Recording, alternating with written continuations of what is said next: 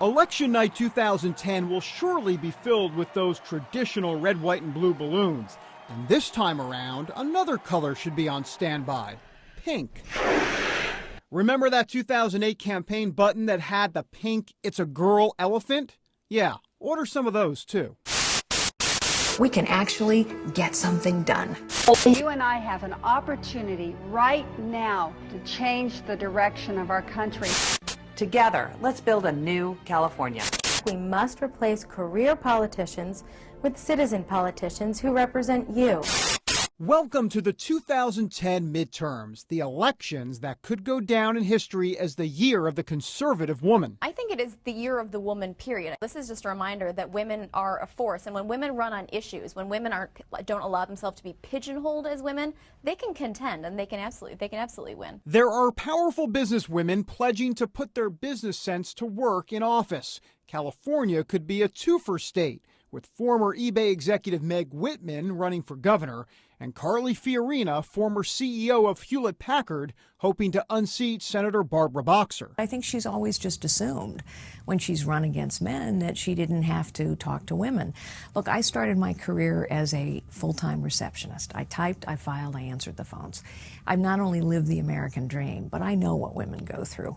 I know that a woman's experience is different in many ways from a man's. And so I think I can talk to women about the issues and about Barbara Boxer in a way that they'll find compelling. The women of 2010 aren't running from the fact that they're women, but they're not running on it either. The fact that they have run these multi-billion-dollar corporations, which is more than a lot of the candidates on the other side have been doing. We see people talking about the economy and jobs, and that's what people want to hear about. That's what voters care about. They're playing the roles of reformers, outsiders, job creators, and game changers. In business, we talk about the problem for 5 minutes and we go straight to the solution. That's what we need to do in government. Many of these candidates can trace their success to the woman who paved the way and still carries the banner: 2008 VP candidate and former Alaska Governor Sarah Palin. This year will be remembered as a year when common-sense conservative women get things done for our country. Palin calls them common-sense constitutional conservative women, or more affectionately, Mama Grizzlies. It seems like it's kind of a mom awakening in the last year and a half, where women are rising up and saying, no, we've had enough already, because moms kind of just know when something's wrong. Republican women, independent women who are open to the Republican message, I think can really be galvanized by Sarah Palin in the midterm elections. Women voters are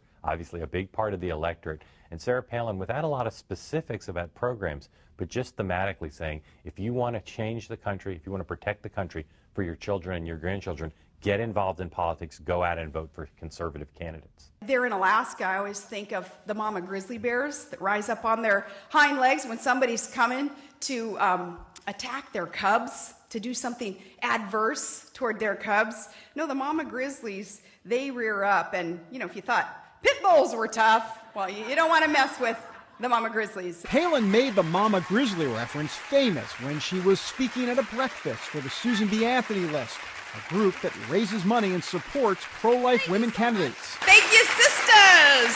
Thank you. There are more pro-life credentialed women running than I've ever seen before. Almost as many women running in the Republican Party as Democrats. That's never happened. So that's good news. The woman vote is also big in 2010. They make up half the electorate, and they're fired up this year. Just take a look around at a Tea Party rally. In fact, most of the leaders in the Tea Party movement are women, and they're taking action online. One group of conservative women formed the Smart Girl Politics website, where they engage and educate and also empower smart girls. They're shaking it up from the grassroots level to running for statewide office. All these Mama Grizzlies that are rising up, what do you make of that type of situation? Because I guess you'd be one of those Mama Grizzly, Grandma Grizzlies too. Well, it's kind of interesting that came about, because when I got involved in politics, it was because my son had failed kindergarten. We put him in for another year. He was a 6-year-old dropout, and I wanted to homeschool him, and the government actually came between me and my child, said I couldn't do that. For these candidates, it's not all about being a Mama Grizzly, but rather making a statement that the new, authentic conservative woman is here. I think being a woman and contending in what has predominantly been a man's world absolutely plays a role in this race. But the exciting thing about this is the women who are rising up, the women who are stepping up into the forefront are what I call authentic feminists. Women who say, let's celebrate the differences between men and women. Let's empower women to serve in Congress, to be in the important areas of America, but let's do it truly feminine. Let's use our gifts to push us ahead, and that's exciting. And she's ready to play politics on a national stage. This year, look out, Washington, because there's a whole stampede of pink elephants crossing the line in the ETA, stampeding through. The ETA is November 2nd, 2010. David Brody, CBN News, Washington.